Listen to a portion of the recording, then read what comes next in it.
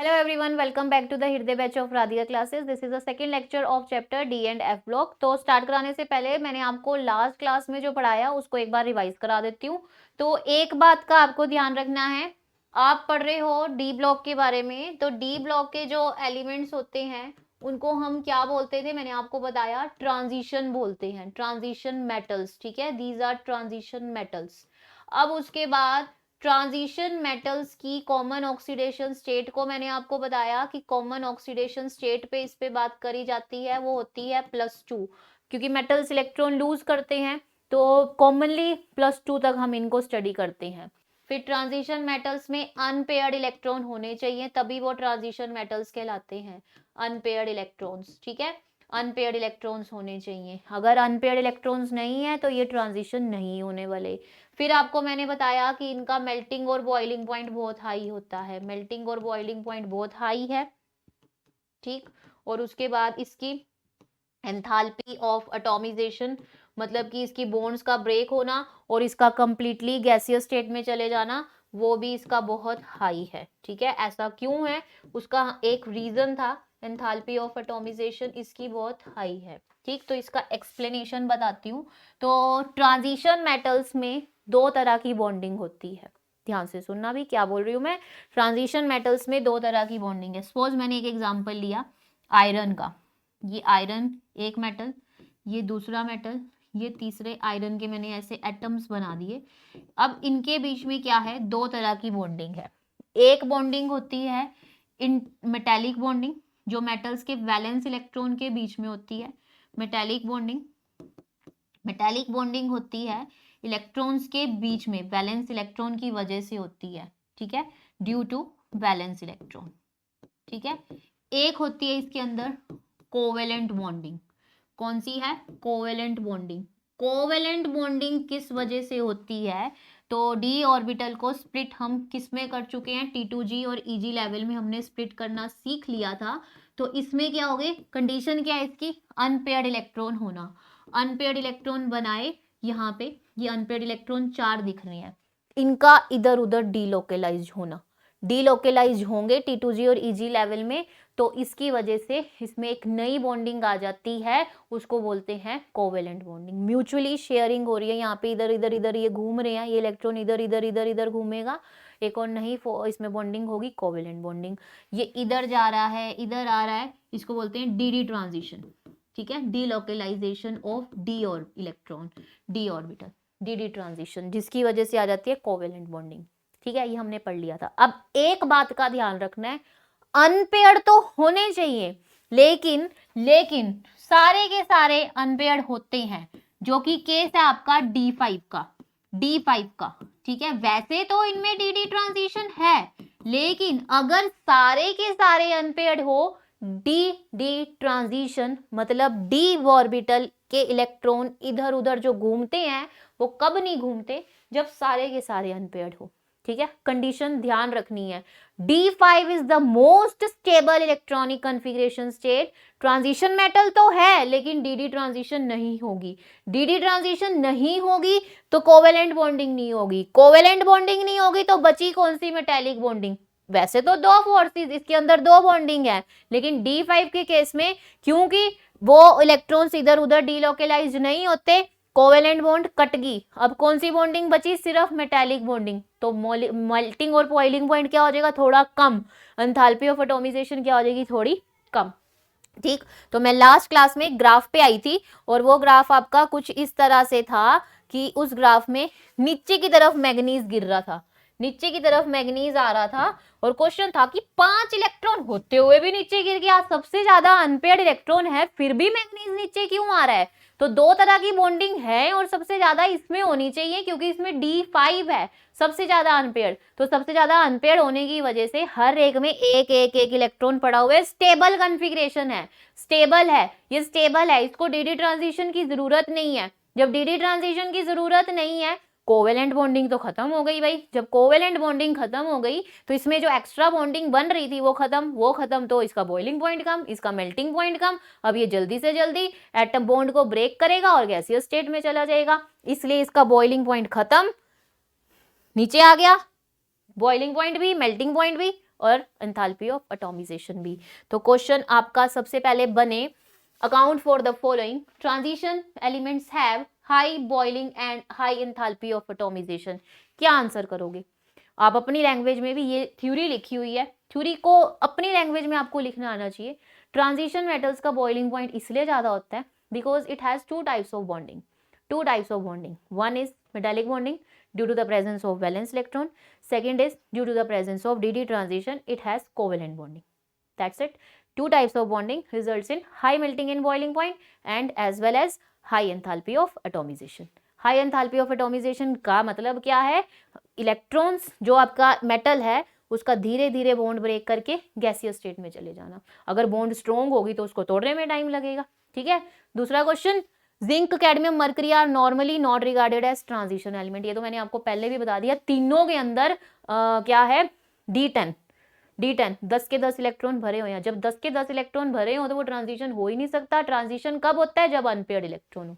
Clear है? तो ये ध्यान रखना। Why is the enthalpy of atomization increases up to the middle? Enthalpy of atomization का मतलब क्या होता है? ये एक मेटल है, ये मेटल है, इस बॉन्ड को तोड़ना है, इनकी बॉन्ड्स को ब्रेक करना है, तोड़ना है और इस मेटल को सॉलिड से गैसियस स्टेट में लेके जाना है। ये बॉन्ड टूटेगी ही नहीं। कब नहीं टूटेगी? जब अनपेयर्ड इलेक्ट्रॉन डीलोकेलाइज्ड कर रहे होंगे, वो dd ट्रांजिशन दिखाएंगे, ये बॉन्ड टूटने नहीं वाली। ठीक है। तो अगर अनपेयर्ड इलेक्ट्रॉन है तो बॉन्ड नहीं टूटेगी और अगर अनपेयर्ड इलेक्ट्रॉन कम होते जा रहे हैं तो ये टूट जाएगी। बस यही तो लिखा हुआ है यहाँ पे भी। Enthalpy of atomisation depends on the number of unpaired electron. ठीक है, depends on number of unpaired electron. जितने ज्यादा अनपेयर्ड इलेक्ट्रॉन उतनी ज्यादा dd ट्रांजिशन, उतना इसको तोड़ना मुश्किल है। अनपेयर्ड इलेक्ट्रॉन खत्म होते रहेंगे, dd ट्रांजिशन खत्म होती रहेगी, तो ये बॉन्ड में जो एक्स्ट्रा बॉन्डिंग हो रही थी कोवेलेंट बॉन्डिंग वो खत्म हो जाएगी। ठीक है, तो यहाँ पे ये लिखा हुआ है। फिर उसके बाद है वही क्वेश्चन आ गया, मेल्टिंग और बॉइलिंग पॉइंट मैग्नीशियम का इतना कम क्यों है भाई, जबकि उसमें सबसे ज्यादा अनपेयर्ड इलेक्ट्रॉन है। तो क्या ध्यान रखना है? D5 होने की वजह से उसमें जो एक्स्ट्रा एक कोवेलेंट बॉन्डिंग हो रही होती है which is stable and hence does not undergo additional covalent bonding. Stable है ना, स्टेबल है तो उसको जरूरत नहीं है, उसको किसी चीज की जरूरत नहीं है, वो नहीं जाने वाली कोवेलेंट बॉन्ड। तो कोवेलेंट बॉन्ड नहीं है तो कुछ नहीं चाहिए उसको। Why do the transition elements exhibit higher enthalpy of atomization?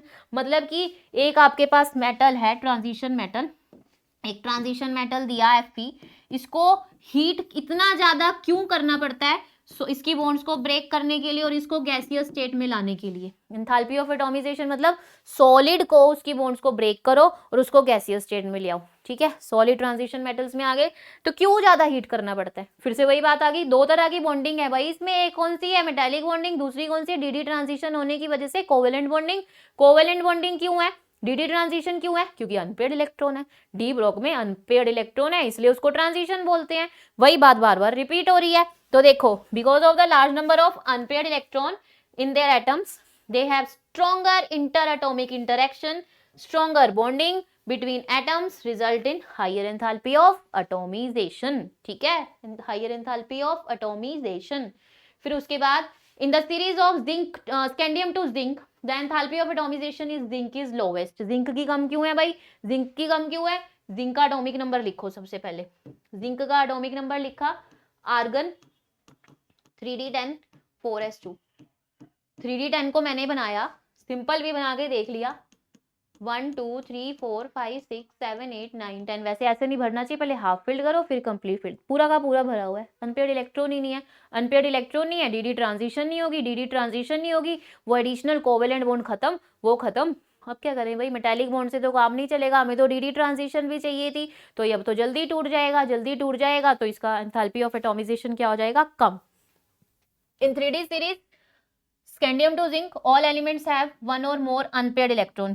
किसी ना किसी के पास एक या एक से ज्यादा तो है ही, एक्सेप्ट जिंक। जिंक के पास एक भी अनपेयर्ड इलेक्ट्रॉन नहीं है in their electronic configuration state, hence its interatomic bonding is weakest, therefore enthalpy of atomization is lowest। ठीक है, इसकी एंथैल्पी ऑफ एटॉमिजेशन क्या है? लोवेस्ट। ये आपने जैसे सॉलिड स्टेट में पढ़ा, इनके कुछ क्रोमियम, टाइटेनियम, सबके कुछ क्रिस्टलाइन क्यूबिक आपको बता रखे हैं, इनकी ये कौन से लैटिस में इनके स्ट्रक्चर बनते हैं, तो आपको सिर्फ एक बार इनको देख के जाना है, क्योंकि एनसीईआरटी में मेंशन है। जैसे क्वेश्चन आ सकता है क्यूबिक क्लोज पैकिंग किसका है, मतलब कि कॉपर का कौन सा है क्यूबिक क्लोज पैकिंग, निकल का कौन सा है क्यूबिक क्लोज पैकिंग, कोबाल्ट का कौन सा है। तो सिर्फ एक बार थोड़ा थोड़ा देख जाना ताकि आपको आइडिया हो, ठीक है, सिर्फ आइडिया हो, क्योंकि एनसीईआरटी में मेंशन है। कॉम्पिटिटिव में भी क्वेश्चन आ सकता है, किसी का भी क्लोज पैक स्ट्रक्चर आपसे पूछ सकते हैं। फिर उसके बाद अब यहाँ पे आपको क्या दिख रहा है, ठीक है, तो यहाँ पे हम पढ़ेंगे अभी variation in atomic and ionic sizes of transition metals. ठीक है, तो इसके लिए ना मैं आपको पहले एग्जांपल ले लेती हूँ कि इधर लिखा क्या हुआ है। मैंने एक एग्जांपल लिया, सबसे पहले मैं 3D सीरीज को फोकस करती हूँ, 3D, फिर 4D, फिर 5D। ठीक है, मैंने एग्जांपल लिया स्कैंडियम का, फिर एग्जांपल लिया मैग्नीज का, फिर Ni का, Ni के नीचे Pt, और फिर Pd, और फिर Pt।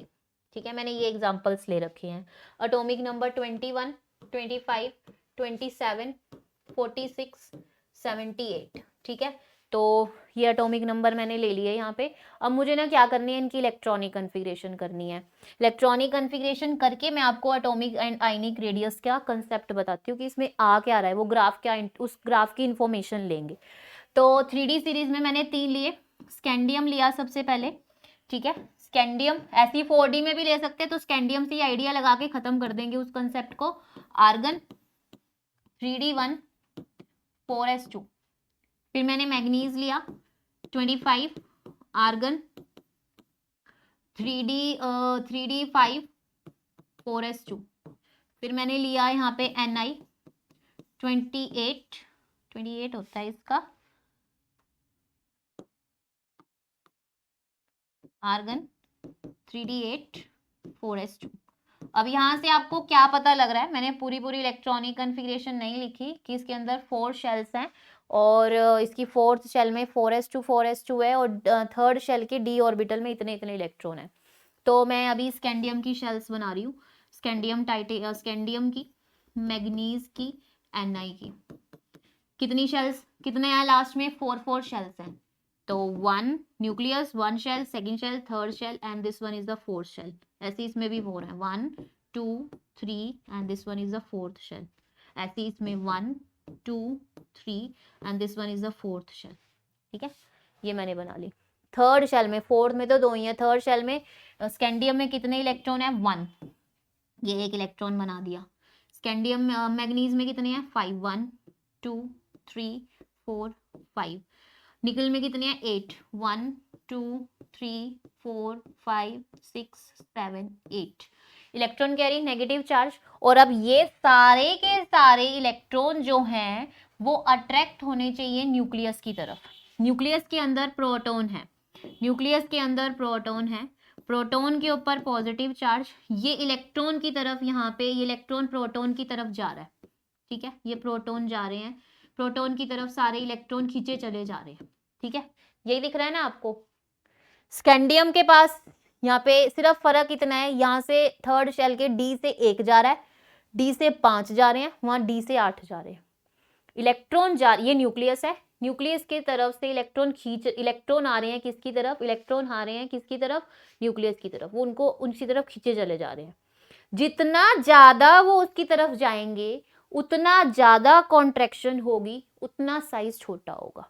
यहाँ कितने इलेक्ट्रॉन जा रहे हैं, 1, यहाँ कितने इलेक्ट्रॉन जा रहे हैं, 5, यहाँ कितने जा रहे हैं, 8।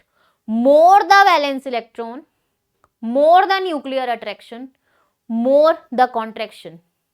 जितना ज्यादा इलेक्ट्रॉन गए उतना इफेक्टिव न्यूक्लियर अट्रैक्शन बढ़ेगा, उतना साइज छोटा। ठीक है, जैसे जैसे साइज, आप एटॉमिक नंबर लिखो, एटॉमिक नंबर में कुछ ना कुछ फर्क, इलेक्ट्रॉनिक कन्फिग्रेशन लिखो। इलेक्ट्रॉनिक कन्फिग्रेशन में मैंने देखा D1 D5 D8, जितने ज्यादा इलेक्ट्रॉन में फर्क आया D1 से D5 D5 से D8, उतना ज्यादा यहाँ पे क्या होगा, न्यूक्लियर अट्रैक्शन बढ़ेगा। न्यूक्लियर अट्रैक्शन बढ़ना मतलब वो न्यूक्लियस के अंदर जो प्रोटॉन है उनको खींच रहा है, और खींचने की वजह से उसका साइज क्या हो जाएगा, छोटा।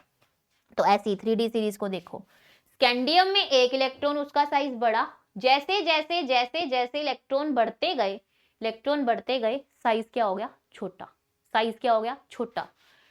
The gradual decrease in the values of ionic radius across the series of transition element is due to the increase in effective nuclear charge. क्योंकि न्यूक्लियर चार्ज, न्यूक्लियस के अंदर जो प्रोटॉन पड़ा हुआ है ना, उसकी अट्रैक्शन बढ़ चुकी है, वो ज्यादा खींच रहा है, ज्यादा खींच रहा है। ठीक है, तो ये बात आपको ध्यान रखनी है। दूसरी बात क्या थी, दूसरी बात क्या ध्यान रखनी है, अब ये गैस तो हो गया हमारा, अब हम अगले पे आते हैं।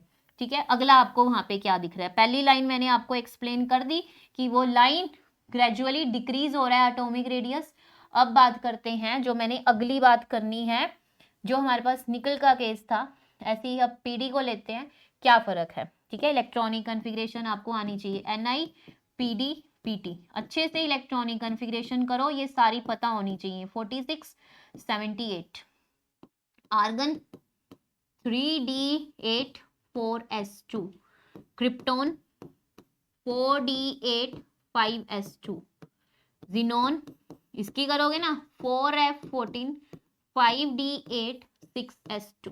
ठीक है, तो अभी मैंने इन्हीं को क्यों लिखा, मतलब एक मैंने लिया 3D का, 3D भर रहा था, तो ये 3D सीरीज है आपकी, this is 3D series, this is 4D series and this is 5D series. ठीक है, अब क्या फर्क आ रहा है 3D से 4D, 4D से 5D, जब हम गए तो 5D पे ना आपके पास यहाँ पे 5D से भरने से पहले 4F को भरा जाता है, यहाँ पे 4F इंट्रोड्यूस हो चुका है, अभी 5D आएगा लेकिन उससे पहले कौन सा भरा जाएगा आपका 4F। ठीक है, इससे क्या फर्क पड़ेगा, आपने +1 क्लास में एक पुअर शील्डिंग वाला कंसेप्ट पढ़ा होगा। तो देखो, ये मेरी फर्स्ट शेल है जिसमें मैंने s ऑर्बिटल भर दिया, ये मेरी सेकंड शेल है जिसके अंदर मैं s ऑर्बिटल ही बना रही हूँ, ये मेरी फर्स्ट शेल है जिस न्यूक्लियस फर्स्ट शेल है s ऑर्बिटल, सेकंड पे मैंने क्या बना दिया, p ऑर्बिटल बना दिया। ठीक है, ऐसी ये मेरी फर्स्ट शेल है जिसमें मैंने s ऑर्बिटल, दूसरी शेल मैंने बना दी d। ठीक है, ऐसे ही आगे एफ भी आ जाएगी, तो पुअर शील्डिंग यहीं से समझ लेते हैं। तो अभी इसको मैंने कलर को चेंज करके इसको रेड कलर से, यहाँ इलेक्ट्रॉन पड़े हैं, रेड कलर यहाँ पे न्यूक्लियस का बनाते हैं, ये न्यूक्लियस है, ये न्यूक्लियस, यहाँ पे इलेक्ट्रॉन्स पड़े हैं, इसको भी इसी से ही कर देते हैं, ये इलेक्ट्रॉन्स हैं यहाँ पे, ये न्यूक्लियस के इलेक्ट्रॉन यहाँ पे पड़े हैं। ठीक है, अभी शील्डिंग इफेक्ट होता क्या, ऐसे एफ की भी शेप होती है। ठीक है, एफ और भी कॉम्प्लिकेटेड हो जाएगा। अभी क्या करना है, ये न्यूक्लियस, इसके अंदर पॉजिटिव प्रोटॉन पड़ा है, इसने क्या करना है, इलेक्ट्रॉन को अपनी तरफ खींचना है। ठीक है, इलेक्ट्रॉन को अपनी तरफ खींचेगा।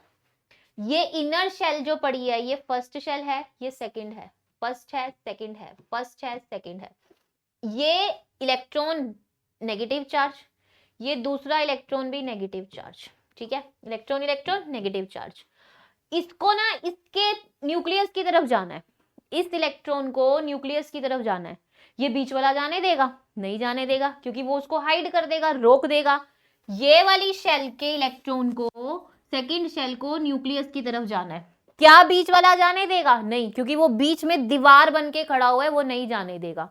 तो बीच में जो ये शील्डिंग लगी होती है ना, शील्ड प्रोटेक्शन लगी हुई है, इसको बोलते हैं शील्डिंग इफेक्ट। ठीक है, क्या बोलते हैं, शील्डिंग इफेक्ट, मतलब कि वैलेंस इलेक्ट्रॉन को न्यूक्लियस तक आने से रोकना, न्यूक्लियस के साथ अट्रैक्ट करने से रोकना। कौन रोकेगा, बीच की बैरियर, बीच के इनर शेल्स, जब वो उनको रोक रहे हैं ना, तो उसको बोलते हैं शील्डिंग इफेक्ट। अगर वो उन तक पहुंच नहीं पाएगा तो वो दूर रहेंगे, अगर वो दूर रहेंगे तो साइज बढ़ जाएगा, अगर वो पास उसके साथ न्यूक्लियस के साथ जुड़ गए, कॉन्ट्रैक्ट टाइट हो जाएंगे, तो साइज क्या हो जाएगा, कम। तो अगर इनर शेल्स लास्ट शेल को न्यूक्लियस के तक आने से रोक सकती हैं, गुड शील्डिंग हो रही है, तो साइज बहुत बड़ा होता है। बट जैसे जैसे शेप कॉम्प्लिकेटेड होती रहती है, एस ऑर्बिटल रोक नहीं पाएगा, तो ये न्यूक्लियस की तरफ आ जाएंगे, तो साइज क्या हो जाएगा, थोड़ा थोड़ा कम होना स्टार्ट हो जाएगा। ठीक है, साइज थोड़ा थोड़ा कम होना स्टार्ट हो जाएगा। जैसे जैसे साइज कॉम्प्लिकेटेड होता है, शील्डिंग क्या होने लग जाती है, पुअर शील्डिंग। एस में सबसे अच्छी शील्डिंग है, पी में थोड़ी और खत्म हो जाती है, डी में बिल्कुल खत्म। ठीक है, एफ में सबसे गुड शील्डिंग होती है, एस में पुअर शील्डिंग होती है, एफ में।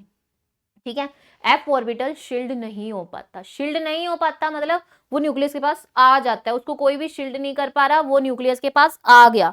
जब वो न्यूक्लियस के पास आ गया, न्यूक्लियस ने उसको टाइटली पकड़ लिया, तो उसका साइज हो जाएगा छोटा। ठीक है, तो ध्यान रखना, अगर आपके पास s ऑर्बिटल है, दूसरा s ऑर्बिटल, उसको कंप्लीटली, एक s ऑर्बिटल दूसरा s ऑर्बिटल कंप्लीटली एक दूसरे को क्या करते हैं, ये वाला s ऑर्बिटल इनर वाला आउटर वाले को पूरी क्या करते हैं, शील्ड करके रखता है न्यूक्लियस के। यहाँ न्यूक्लियस पड़ा है, ये न्यूक्लियस है, ये इनर शेल्स आउटर वाले को उसके पास नहीं जाने देंगे, नहीं जाने देंगे तो वो दूर रहेंगे। लेकिन अगर f ऑर्बिटल आ रहा है, f ऑर्बिटल है, वो पूरा का पूरा पुअर शील्डिंग देते हुए न्यूक्लियस के पास पहुंच जाएगा। न्यूक्लियस के पास पहुंच गया, अट्रैक्शन होगी तो साइज क्या हो जाएगा, छोटा।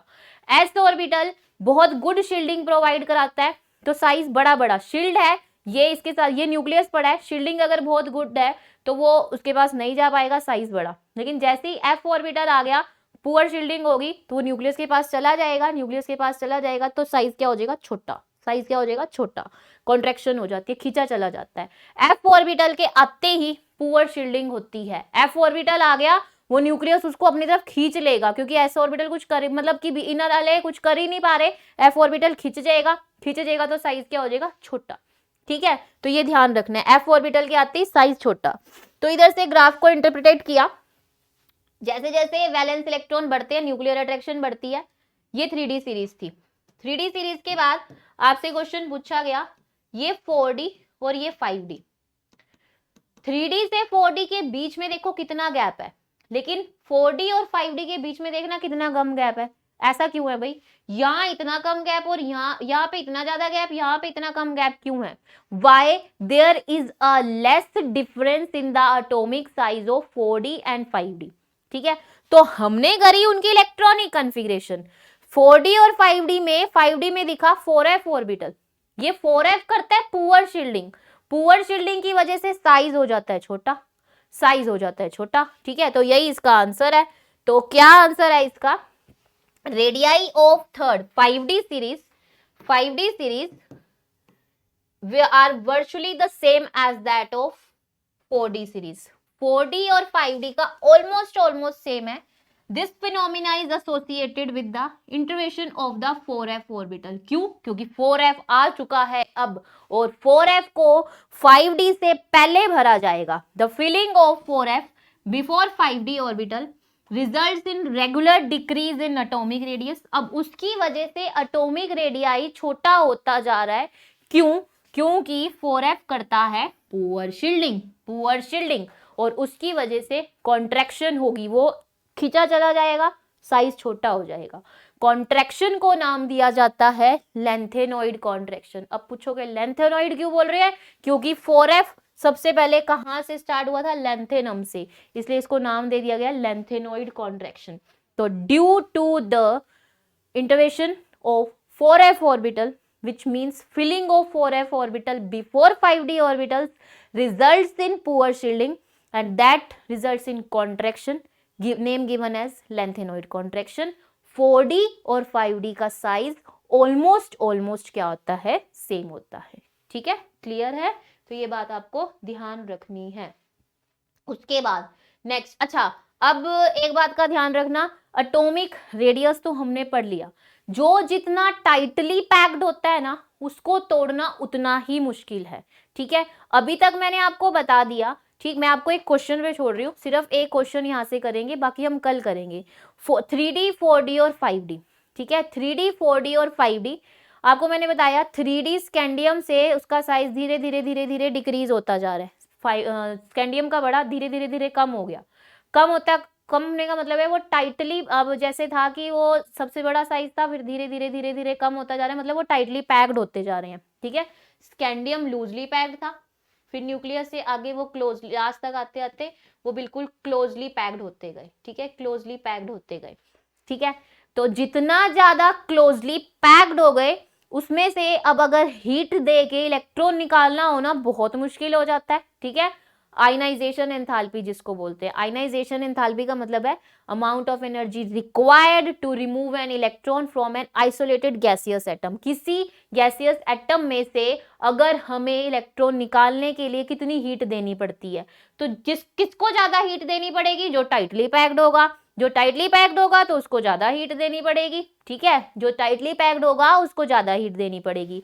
अभी मैंने आपको क्वेश्चन दिया 4D और 5D और 3D। 3D में मैंने बताया स्कैंडियम से ऐसे साइज नीचे डिक्रीज क्यों जाता है? क्योंकि वैलेंस इलेक्ट्रॉन बढ़ते रहते हैं, वैलेंस इलेक्ट्रॉन बढ़ते रहेंगे, जितने ज्यादा वैलेंस इलेक्ट्रॉन बढ़ेंगे न्यूक्लियस उतना ज्यादा उनको खींचेगा अपनी तरफ और उतना ज्यादा वो सिकुड़ जाएंगे, कॉन्ट्रैक्ट हो जाएंगे, ठीक है, वो नहीं ज्यादा होते, ये ज्यादा। दूसरी बात, 4D और 5D में दोनों का साइज ऑलमोस्ट बराबर क्यों है? ऑलमोस्ट बराबर क्यों है? क्योंकि 4f ऑर्बिटल आ चुका है, 4f ऑर्बिटल पुअर शील्डिंग करेगा, पुअर शील्डिंग करने की वजह से उसमें लेंथ कॉन्ट्रैक्शन होगी, जिसको नाम दे दिया जाता है लेंथेनॉइड कॉन्ट्रैक्शन, क्योंकि पुअर शील्डिंग से क्या हो जाता है, वो न्यूक्लियस की तरफ खींचा चला जाता है। ये पूरा हो गया, ठीक है। जितना ज्यादा टाइटली पैक्ड उतना ज्यादा क्या होगा, उसको खींचने में, उसमें इलेक्ट्रॉन निकालने में टाइम लगेगा।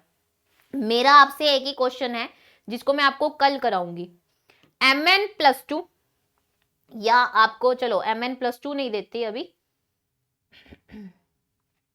Mn या क्रोमियम, इसका एटॉमिक नंबर 25, इसका एटॉमिक नंबर, या अभी आपको मैं यहाँ पे ये भी, चलो ये मैं ही कराऊंगी। एक है आपके पास Fe, एक है CO 26, 27, एटॉमिक नंबर मैंने लिख दिए। इलेक्ट्रॉनिक कॉन्फ़िगरेशन करके आपने ये बताना है इसमें से इलेक्ट्रॉन निकालने में किसमें ज्यादा टाइम लगेगा, इसमें या इसमें। हाई आयनाइजेशन एंथैल्पी किसकी है उसको भी भूल जाओ, आपने इन दोनों में से देखना है कौन सा टाइटली पैक्ड है, जो सा टाइटली पैक्ड होगा उसमें से इलेक्ट्रॉन निकालना मुश्किल है। तो आज की क्लास को बस यहीं खत्म करते हैं। मैंने आपको बता दिया अनपेयर्ड इलेक्ट्रॉन में डी ट्रांजिशन के बारे में, Mn एक्सेप्शनल क्यों है, क्योंकि वो स्टेबल है, उसमें डी ट्रांजिशन होती नहीं। फिर मैंने लेंथेनॉइड कॉन्ट्रैक्शन को थोड़ा बहुत आपको बताया कि 4D और 5D का साइज सेम क्यों है। एक क्वेश्चन आपको दिया है कौन सा टाइटली पैक्ड है, किसमें से इलेक्ट्रॉन निकालना मुश्किल है, इसको फिर हम कल दोबारा फर्दर स्टार्ट करेंगे इसी टॉपिक के साथ। Okay, thank you.